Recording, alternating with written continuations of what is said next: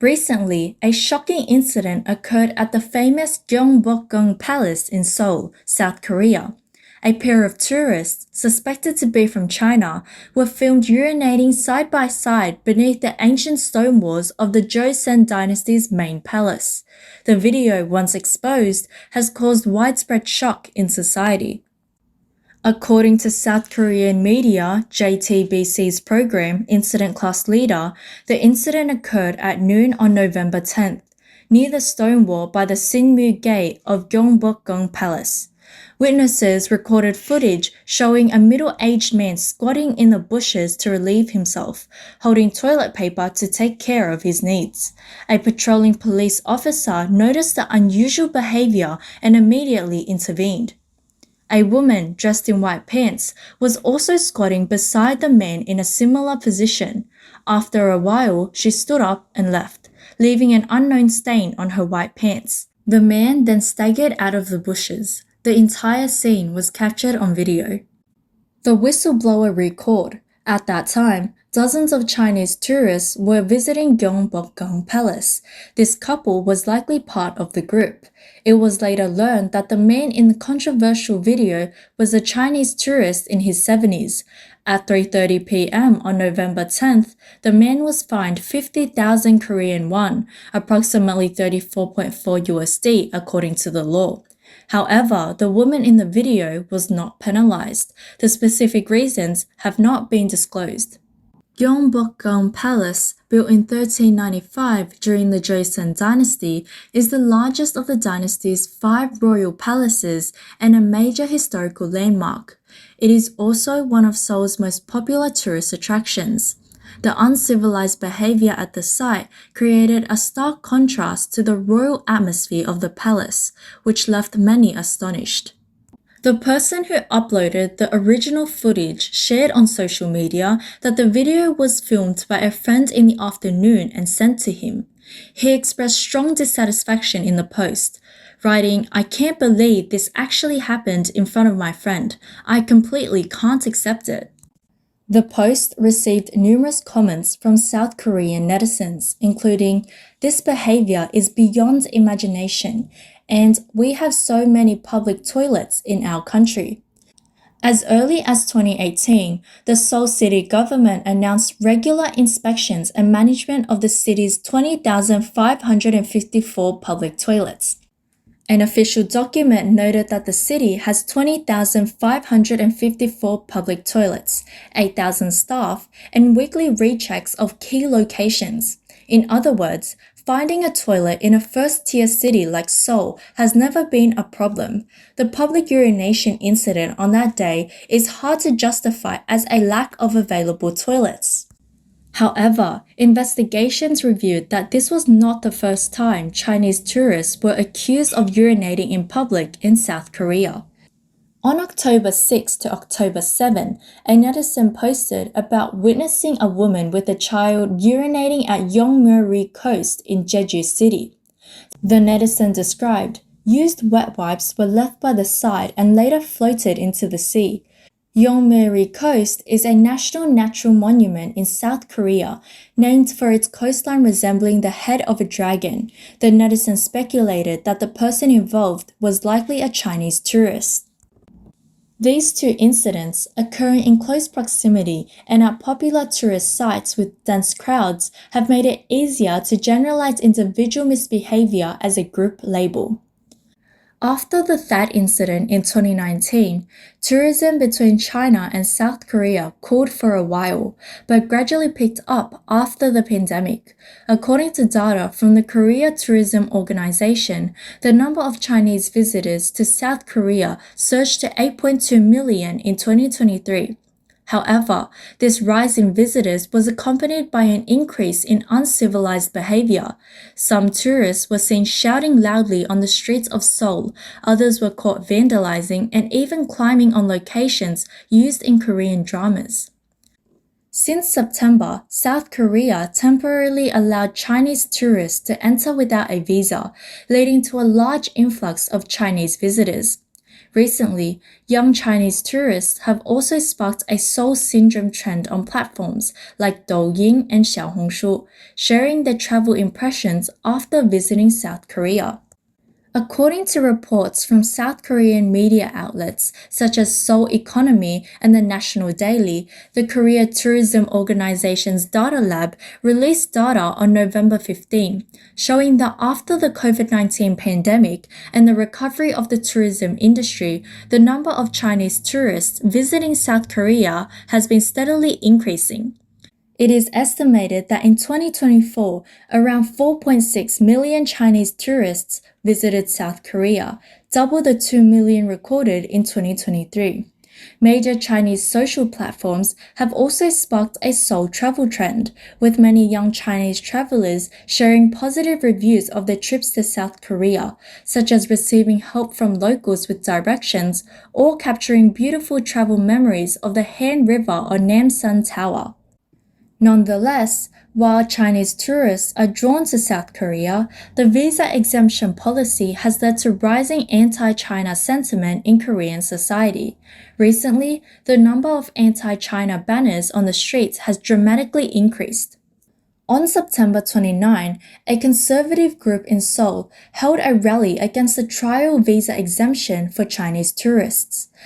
By 5 p.m., about 270 people had participated, holding signs with slogans such as "Oppose visa exemption for 30 million Chinese tourists" and "Ensure the safety of our citizens before attracting Chinese tourists." The rising anti-China sentiment on the streets of South Korea is not without cause. Political disputes are part of the issue, but more directly, the stimulus has been the recurring uncivilized moments that have appeared on camera. Ironically, these behaviors are amplified abroad, largely because they are already common in China and not something that suddenly appears when abroad. Aside from South Korea, the extent to which Chinese people let loose in their country is more remarkable. On November 17, a man was seen defecating publicly in the grass at Tiananmen Square. Some netizens commented under the video saying, "Defecating at Tiananmen? It's definitely a Chinese intangible cultural heritage." Another netizen remarked, "Now I really believe China is a democracy. They can even defecate anywhere." On November 11, at Metro Line 3 in Nanning City, a man wearing a business jacket and holding a water cup suddenly came to a pillar, pulled down his pants, and defecated. The process lasted about 30 seconds, and he left without cleaning up. Surveillance footage showed that the man was calm and left nonchalantly after defecating.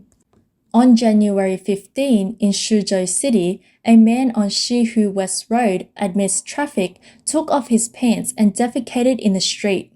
In response, some netizens commented, "Don't blame everything on prejudice. These moments of misbehavior don't only happen abroad. They also repeatedly occur in our own country. Impressions are built over time. Rather than saying we're being discriminated against, we should admit we still need a lesson in public etiquette." Now, let's zoom out to a broader perspective. Why are Chinese tourists so often labeled as uncivilized? Reports suggest that this is not racial discrimination, but the result of accumulated instances. Take a recent example. In February 2025, Japan's Kyoto reported that with the surge of Chinese tourists, there were traffic jams, worsening hygiene, and even tourists shouting anti-Japan slogans in front of temples. Kyoto's ancient temples like Golden Pavilion and Kiyomizu-dera Temple are meant to be peaceful places of Zen. Yet they were disrupted by tourists wielding selfie sticks and littering. Another example occurred in 2023 at the British Museum, where signs in Chinese reading "No touching artifacts" were posted. Why? Because Chinese tourists repeatedly violated the rule by touching exhibits. Some even removed their shoes and put their feet up near Tower Bridge. These incidents might sound like jokes, but after the laughter comes the awkwardness. In Thailand, a popular destination for Chinese tourists, the number of visitors surpassed 10 million in 2024. However, the bad news kept coming. At Pattaya Beach, some tourists defecated in public. At the Grand Palace in Bangkok, some ignored the rule of removing shoes before entering and walked in with shoes on. And at the Egyptian pyramids, some attempted to climb and take photos, causing protests from local guides. Against this global backdrop, every action of Chinese tourists abroad becomes more prone to being magnified as a reflection of national image. In the past 2 years, the Pew Research Center's cross-national surveys have almost sounded the alarm for China's global image. The latest report, released in 2025, showed that in 25 countries surveyed, only 36% of people had a positive opinion of China, while 54% viewed it negatively. More notably, this low favorability is especially evident in high-income countries.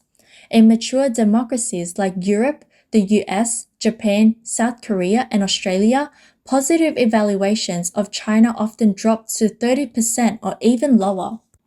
In recent years, the negative perception of China's system, behavioral norms, and etiquette remains unchanged among an increasing number of respondents.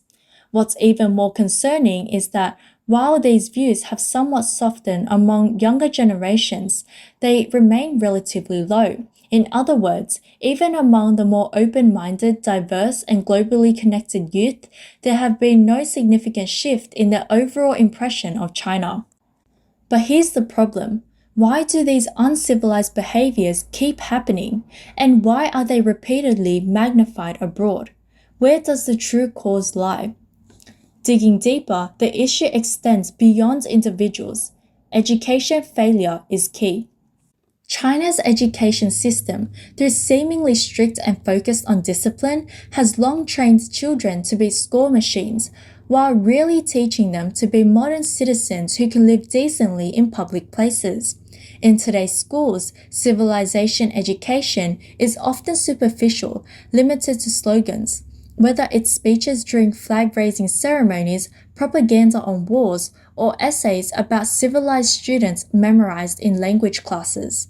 But these lessons never truly enter children's daily lives. No one teaches them how to remain quiet in libraries, how to queue on public buses, how to maintain hygiene in public restrooms, or how to respect cultural relics in history museums. The so-called morality and ethic classes in schools are meant to cultivate students' moral and social responsibility, but in reality, they serve more to teach students to be obedient. This is why many people bluntly say morality education is essentially patriotic brainwashing. It's the Chinese Communist Party's indoctrination class. If we look at Chinese tourists over 70 years old, we find that their uncivilized behavior is not just a personal habit, but a deep imprint left by the era under the CCP's rule. The generation born in the 1940s and the 1950s grew up during Mao Zedong's era. From the Great Famine to the Cultural Revolution, the main theme of society was simply survival. During that time, the CCP's governance focused on political movements and class struggle, with little attention given to public civility. In rural areas, most toilets were open pits swarming with flies and mosquitoes, with no concept of cleanliness. Many regions had no waste disposal systems, and littering was not seen as uncivilized, but just a way of life. Cities had outdated sewage systems, and sanitation habits were extremely basic. More importantly, during that era, the public had no concept of public space.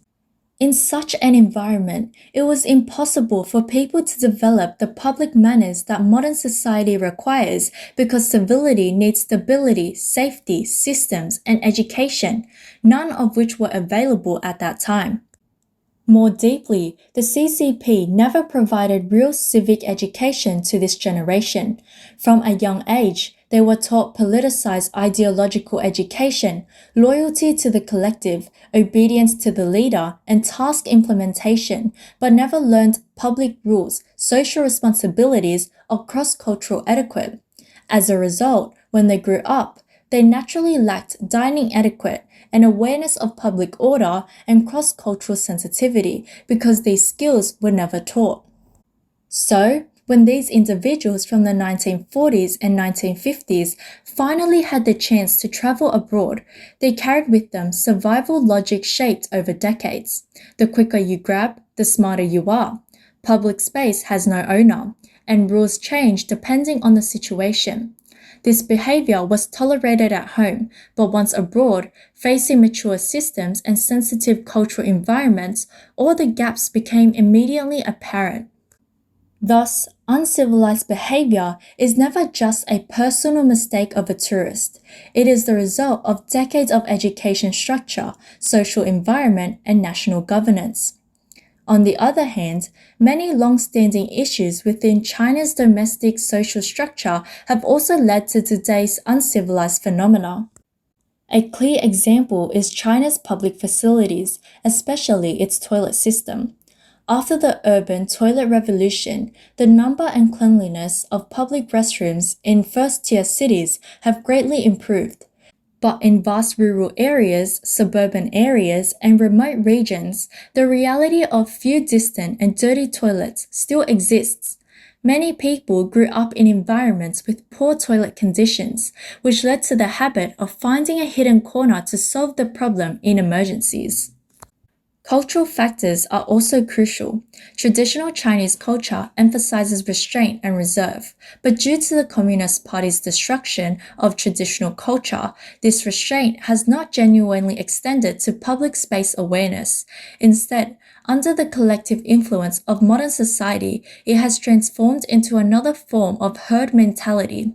In Chinese tourist attractions, when someone cuts in line, litters, or ignores the queue, bystanders often don't intervene but silently join in. Once this go-with-the-flow misbehavior becomes group behavior, it snowballs and grows larger. When traveling abroad, a group of people will naturally bring these domestic default behaviors with them. Seeing others raise their voices leads them to do the same. Seeing others misbehave makes them think it's no big deal. In other words, the uncivilized behavior of Chinese people overseas is not a sudden behavioral change, but the amplification of long accumulated habits in a foreign environment. Shanghai scholar Zhu Da-ke believes the lack of public civility is closely related to long-term class struggle education, treating everyone as an imagined enemy and viewing all daily life events as part of class struggle. For enemies, there's no need for politeness. Revolution is not a dinner party. This revolutionary ethic has not disappeared in the 21st century. Rather, it has transformed into the brutal logic of social competition under resource scarcity. The problem is not a lack of education, but an overemphasis on education, particularly struggle education. Other Chinese experts pointed out that the most sensitive and ironic part of this uncivilized issue is the CCP's dual face on the topic of civilization. In recent years, the government has heavily promoted the concept of civilized China, launching various grand plans, such as the 2023 to 2025 Domestic Tourism Enhancement Plan, which sounds impressive. Cultivate civilized tourism benchmarks, establish civilized role models, and create civilized cultural scenes, while continuously issuing civilized travel tips and civilized travel proposals. However, when the camera moves from the promotional videos to reality, the gap is immediately visible. These so-called civilization initiatives often remain on paper and television, while the actual execution is chaotic. The deeper absurdity lies in the fact that the CCP attempts to use propaganda to replace actual civilization building, treating the National Image Project as civilizational progress. It believes civilization is something that can be publicized, achieved through posters, slogans, and catchphrases. But civilization has never been mere decoration. It is the product of internal qualities and external systems. A society cannot achieve civilization with a few slogans, nor can it fill the gap in public education with nationalism. Chinese tourist misbehavior abroad is the most direct counterattack against this false civilization system. No matter how glorious the propaganda, how loud the slogans, as long as reality doesn't change, behavior will expose the truth. Looking back at the Gyeongbokgung Palace incident, it's just the tip of the iceberg. However, it serves as a reminder to the world that civilization is not innate. It must be cultivated. The online backlash is not a bad thing. It is a warning about the results of the CCP's decades of hollow education.